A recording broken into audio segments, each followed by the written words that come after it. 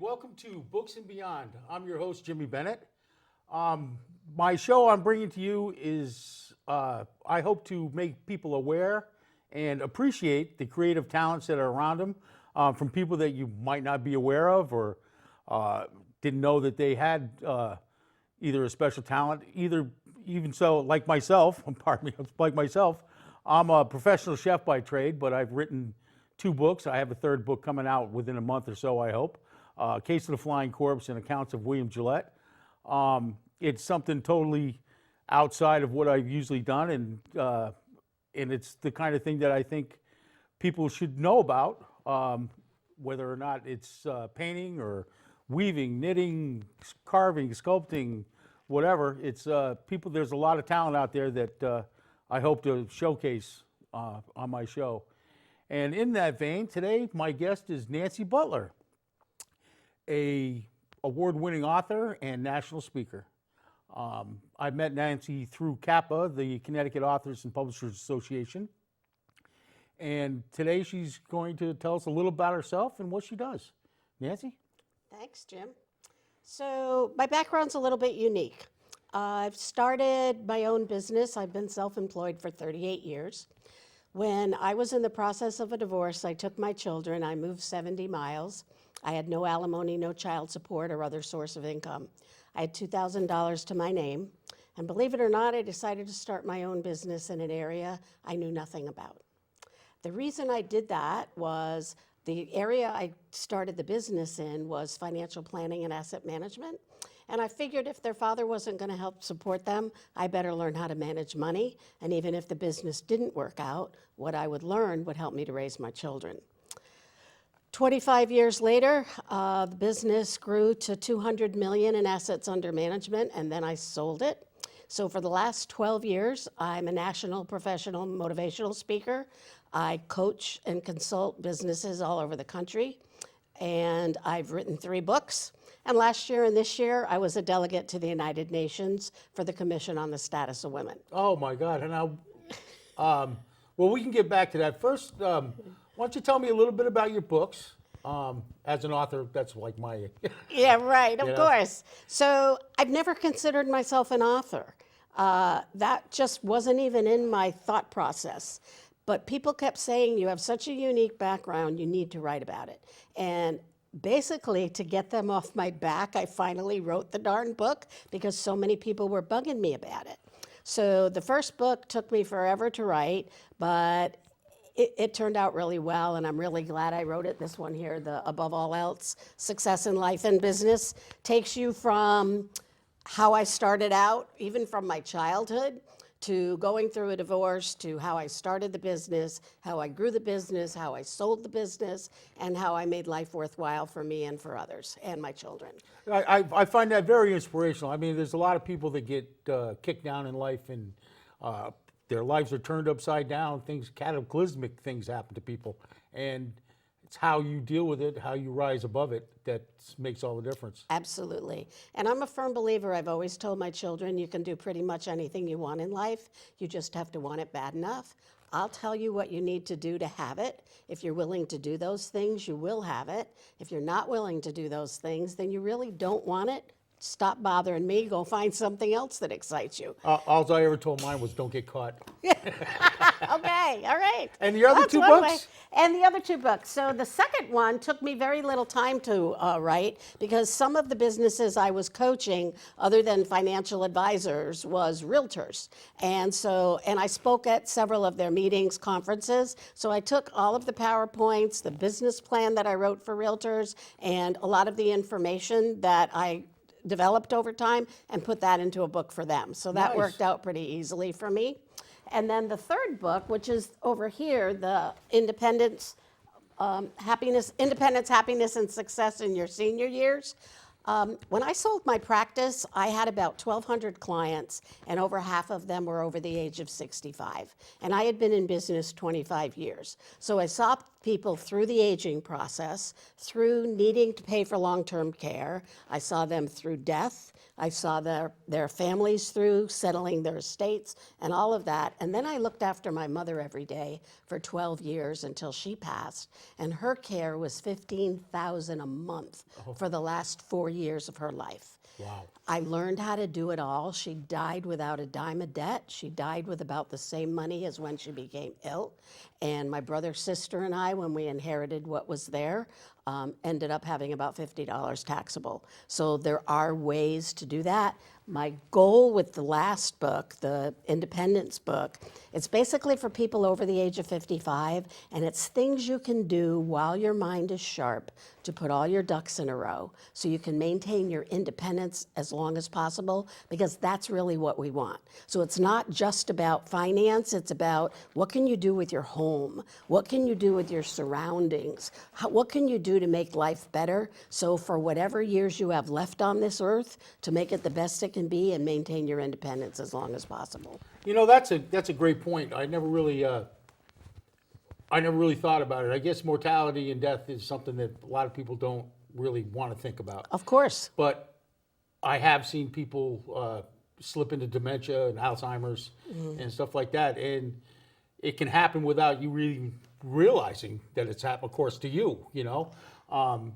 So I can see where it would be very important to make sure that these things are all taken care of while you still can. And that's a really There's great point. two main reasons that's so important. Number one, if you don't take care of things and line it up, you're leaving it for your children or someone else Right. to have to deal with all of that. And they have their own lives and they're busy. And today, in most families, husband and wife both work. They have kids to raise. And now they have to do all of your stuff too. Right. And I don't want to do that to my children. I want to make sure things are lined up. Second reason, which may be even more important, is so that you get to decide what's important to you, what isn't, and how you want things to go. Right. When I sold my practice, we also sold our home, and we had designed and built that house the year we got married, and we absolutely loved it because I am remarried. And but we sold it when I sold the practice because we realized we couldn't live there for the rest of our life. It was 3 stories. There were a lot of stairs to get in. Once you're in, there were a lot of stairs just to live in that house. And we built a house down about a mile down the street where we can live there for the rest of our life. At that time, that's when I was helping my mother. So I saw all the struggles she was going through. So as we built this house, we made sure we built it in a way that if we ever have those kind of struggles, you wouldn't know it walking into our house now, but we can live there for the rest of our life and it's not going to be a problem. The other big thing, though, is when we moved from one house to the other, we decided what things we got rid of, what things were important to us, what things we keep, and we didn't leave a whole bunch of stuff for our kids to have to take care of. And if we ever needed to leave the house for whatever reason and be in a facility, whether it's assisted living or whatever, it's obvious now because it's known which things are important to us that we want to keep, and someone else isn't going to make those decisions for us. That's a good point, and I hope people really realize that. I've had some experience lately dealing with retirement communities and stuff, and I see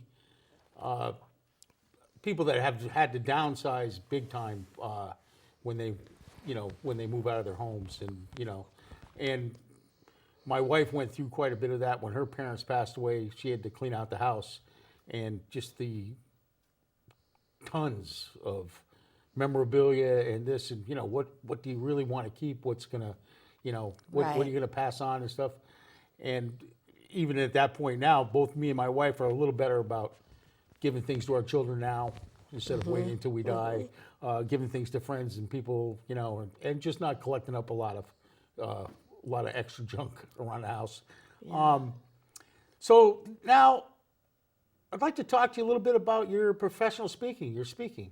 Okay. How did you get into that kind of a thing, and Well, that goes to when I sold my practice.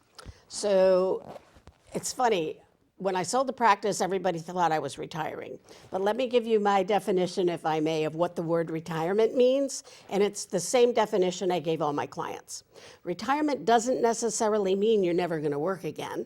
It just means that you have your assets and income working for you properly, that if you are working, it's because you love what you do, but you can afford to walk off the job at any time because you have enough income coming in to live the life you would want to live if you weren't working. When I sold the practice, I have that. But I'm not going to sit home all day and do nothing. Some people enjoy just relaxing, having a garden in the backyard. They don't want to travel. They don't want to go out. They don't want to do things. And that's good for them. And that's what they should do if that's what's good for them. That's not what's good for me. Right. I would go crazy if I was sitting around doing nothing. So I needed to design or figure out what was my next step. And I realized that I didn't want to die with all the knowledge and experience I had learned and grown with over 25 years. And if I could find a really good way to pass that on to others and help them, whether it be in business, whether it be, I've gone into battered women's centers and worked with underprivileged women there.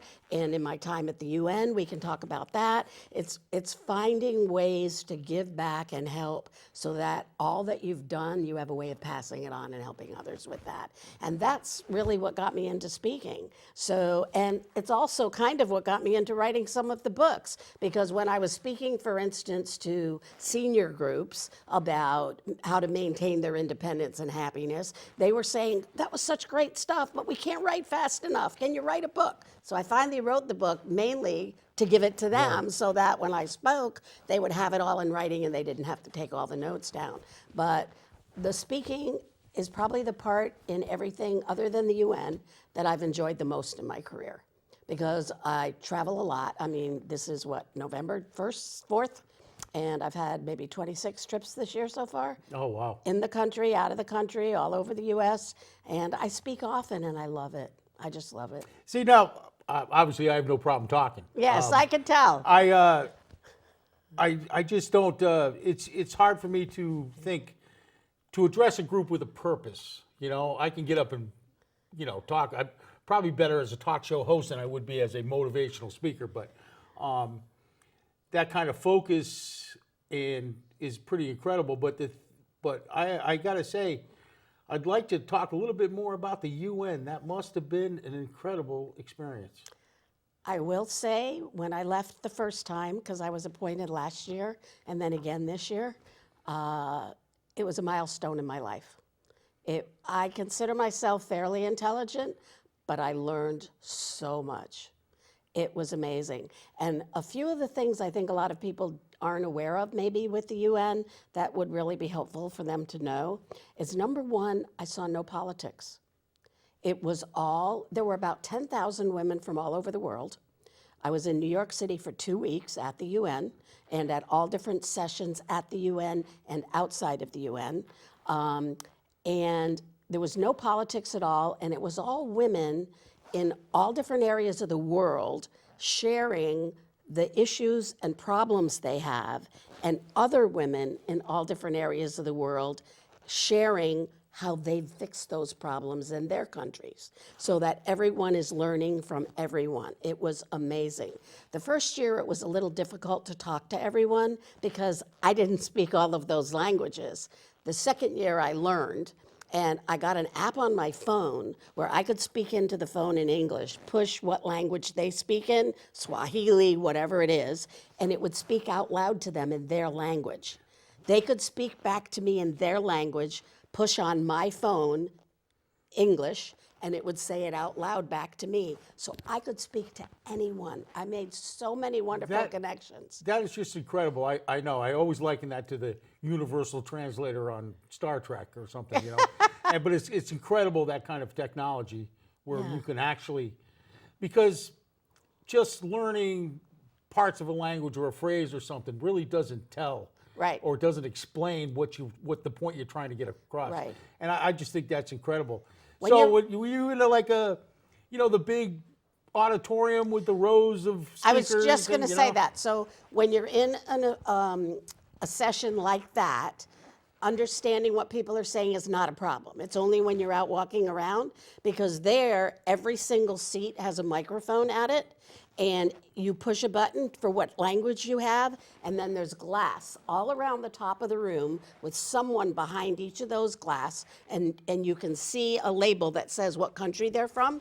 And if you push English, for example, and you put your headset on, the person will translate all the others into English, and it goes into your Wow. headset. And if you're there from India, the Indian person up in those booths will translate everything into Indian. So when you're in a major session like that, you have no problem. It's just when you're out and you want to reconnect. So if I saw someone speak and then I saw them walk down the hallway and I wanted to stop and talk to them about what they had just talked about, now I can. Yeah, that's incredible. It was absolutely amazing. I guess I would hope that this is going to make this kind of technology and stuff will make greater understanding among people. Right. You Exactly. know, I've often said, you know, you can't, you have to put yourself in somebody else's shoes. You know, you can, even to this day, we can talk about the Middle East and people fighting over there and stuff like that, but we don't understand it. We're not in that situation. You know, it's easy to point your finger and say, you're right, you're wrong. But Exactly. it's not, you know, when I'm sitting on my couch, you know, in Mystic, Connecticut with, you know, a cup of hot coffee in my hand, you know, really doesn't give me the right to judge how somebody else Exactly. is living. And one thing I really learned too, and there were some young people there were Girl Scouts there that came from a foreign country, which was interesting to me. I would love to see a program, and I don't know that this will ever happen, but there were some kids there, teenagers. I think all of our teenagers, young teenagers, should be required to sit in on some of those sessions, because a lot, not all, but a lot of our kids are more concerned about their cell phones, their iPads, watching TV, and all of that, when a lot of these children from all over the world, all their concern is, will I have food tomorrow? Right. How is my family going to have water so we don't die? Right. You know, where am I going to get clothes? Where am I going to have a pair of shoes? And our kids, some of them are more concerned about a $1,000 cell phone. Right. And if they could, I've always said, and I've thought this the whole time I was raising my kids, exposure is so important. Just for everyone to know that the little world, which is really little that they live in compared to the big world, isn't how it really is everywhere. Right. And if we can expose our children in the schools or anywhere to what it's like everywhere and let them get a better sense of that, maybe they would have then, and it would enable them to have a greater appreciation of the things that they do have, and as they grow, help give back more so we can make the whole world better and not just have us have it, but make the whole world better. Right. Yeah. You know, I've been thinking about this a lot because we're from a generation that's different. We didn't have cell phones. Right. I mean, we didn't even Right. have answering machines. Right. We had 3 channels on the TV. We didn't have a computer. Right. You know, so this information, this wealth of communication in the world I think it can be, it's a boon or it's a bust. If you just use it to watch the latest music videos or tease your friends online or, you know, show some weird video about some crazy thing going on, I think to me it's entertainment, it's okay, but too much of that is just ridiculous. But if you could use that Right. to understand, like you say, if a kid sitting in his house in Mystic, Connecticut, warm, fed, and happy, could actually see how a child lived in the Middle East, you know, in a refugee camp. Right. You know what I mean? I think it would change And even them. meet that child or meet that family. Right. And talk to them and see and Right. learn. Yeah. I think it would make a big difference in the way people treat each other and how the world will actually end up down the road, you know? The So- other reason I really enjoyed the UN part is as a national speaker, I can bring a lot of that information now across the country. You're right. And I have spoken on a lot of the things I've learned. When you're appointed like I was and you go, you get to pick which sessions you sit in on. I sat in on terrorism, human trafficking, female genital mutilation, child marriage. I sat in on microinsurance. I've had insurance licenses for 38 years. I never heard of microinsurance. It's absolutely amazing. I don't know what microinsurance is. Here's a quick example. I know we don't have a whole lot of time left. So in rural areas, let's say there's a woman who has a cow and that's how she feeds her family, with the milk from the cow. Well, the extra milk that she doesn't need to feed her family, what she typically does is then either trade it or sell it to get what she needs for meat and food and other things for her family. What happens if that cow dies? Costs $1,000 to $2,000 to replace a cow in rural Africa. Where's she going to get $1,000 to $2,000? So what this is, and it's not an insurance company, the people that purchase the insurance help run the program. Okay. They're taught how to run this program. So for $50 a year, that woman can insure her cow. Oh, all right. And if it gets sick, if it dies, her cow is replaced, and she can now continue to feed her family. Wow. $50 a year, which for them is a lot, but it helps for a Yeah. $1,000 cow. Yeah. So it's called microinsurance, and they have it all over the place now, and they're really trying to spread it. I shouldn't say it's all over the place. It's in certain areas, and they're trying to make it even broader and reach more. Right. And I've agreed to work with 3 different countries that I met up with. India, I think it was not Malaysia, I forget, there were 2 others, and I may even be working with them since I have the insurance licenses, and I teach insurance all over the state. For insurance people to keep their licenses. Good. So I can help them with how to run these programs, how to put this together. Oh, that's good. Good. Yeah. Okay, now look, I have to, I know just barely this night, but I really, since you've been retired, or since you gave Sold up your the business, sold the since you business, sold yes. the business, you have really done some globetrotting. And can you talk to me a little about that? Tell us about Yeah, that. and I did it even before I sold the business. Did you? Here, this is going to sound strange, but I would rather die having fun than sitting home worrying about it. Right. And I think I have a problem where things just don't bother me. And I like doing adventurous things, and I even now get my husband to do some of them. I've had him up in a hot air balloon. I had him in a sailplane with no engine where they cut the yeah, rope and yeah, you go just- like yeah, this. We yeah. did that. I had him swimming out in the ocean with stingrays, and when he doesn't want to do something, he'll tell me, and that's fine, but he doesn't keep me from doing it. So some of the things I've done, and I actually brought pictures. I've always had on my bucket list for 20 years that someday I'll go on an African safari. My husband and I go to charity auctions a lot, and they had one at the charity auction. And my husband said, but I don't want to go. It's like a 16-hour flight. I said, okay, I'll call my daughter in Florida, see if she wants to go. So I did win it. All the money went to charity, and my daughter and I were on an African safari on her 40th birthday. That was Oh, my nice. gift to her. So while we were there, they said I could get out and pet the cheetah, the live, full-grown cheetah. There were others running all around, and I loved it. I'm not afraid of it. I don't know if you can get this picture, but I actually laid down and pet a full-grown live cheetah. Wow. When my daughter laid down and he pet him, he actually rolled over, and I have a picture of her licking his arm. Him licking her arm, I should say, him Wow. licking her arm. And it was amazing. Before we left, my daughter said, you know, Mom, there's something on my bucket list that you can only do in South Africa. Would you do it with me? And I said, you know me, I'll do almost anything. So we flew from Durban, South Africa, where we pet the cheetah, to Cape Town, South Africa, where they filmed Shark Week. Yep. And my daughter and I actually did a shark cage dive. And this Wow. was in my 60s. So that's me in the cage. That's a shark. I had an underwater camera where I could take pictures. I'm not saying that everyone has to do these kinds of things, but what I am saying, and part of it's even in the books, is step out of your comfort zone. And when you're at the end of your life looking back, if you can feel that you've done the things you really wanted to do, you treated people well, and you gave back and helped others, then I would say you've had a great life. There you go. In whatever that is. Right. And so you don't have to do this, but don't not do something because you're afraid. Right. This was in my 60s, by the way. Yep. So it doesn't, I'm going to be 70, so it doesn't even matter how old you are. 3 weeks ago, I did a zip line 350 feet from the top of a hotel. Wow. And I loved it. Yeah. I loved it. But find what excites you. It's up to you to make life exciting. It's up to you to make life the best it can be. And it's up to you to give back and help others have a good life too. That's all three beautiful points.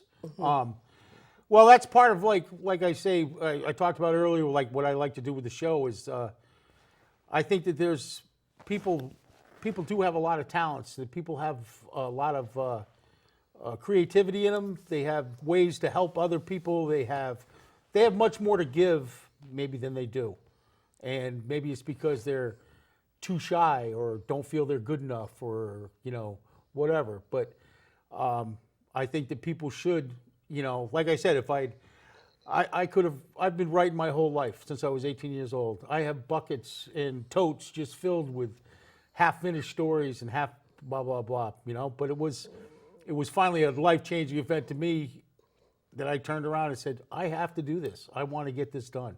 And so I did. And I think that's and I find your story very inspirational too in that way. You know what I mean? To take your life at such a hard time and build it to such great heights is really quite an incredible feat, Nancy. And I think that I hope that people will take heart with this and. Let me put one more fact in there that'll make that even more powerful. I didn't graduate high school. Wow. I got married at a very young age, so I left school. And after the divorce, I got my diploma and put myself through college while I was building the business, while I was raising the kids, before I had to put them through college. Wow. So I'm a firm believer. Like I said, you can do anything you want in life. Right. You just have to want it bad enough. Right. And, a little help along the way doesn't hurt either, If you can get it, yes. Yeah. But if you can't, you just have to be. No, you have to, yeah. You have to set your goals and go for it and don't let something stop you. Good. All right. Well, I think that's a powerful message. I really do. So, what now? What is your current thing? What do you? That's a anything very coming good up? point, because as of August 1st, I officially retired from a coaching business that I've had for 12 years with top advisors all over the country. And so I have some more time on my hands, and I've been researching all different nonprofits, and I sat in on Beijing 25, which is going to be at the UN next year. I sat in on a conference call on that just before I came here, see if I want to be a part of that. I'm figuring out what my next stage is going to be. Good. Well, thank you very much, Nancy. This was a wonderful show, and I appreciate everything that you brought to us. I hope that people take it into heart. So I guess that's it for this week. I want to thank everybody for tuning in. Just one quick announcement. I want to make two things. Is the Southeastern Connecticut chapter of the Connecticut Authors and Publishers Association. We meet every third Monday at 6:30 at the Groton Regency down here in Groton. Anybody's welcome to come. Please come and check us out if you have any desire to have anything to do with the written word. And on a personal note, next Saturday I will be at the Fitch Music Boosters Club craft fair up at Fitch High School. I hope everybody will show up. I hope the alumni will show up. You really should see what they did to the school since we were there. And but real quick, where can we find your books, Nancy? I'm sorry, I should have brought that up earlier. That's okay. The website is www.aboveallelse.org, and the books are also available on Amazon. All right, good. Well, thank you very much, Nancy. It was a pleasure having you. Pleasure to be here. Thank you, Bill. Excuse me.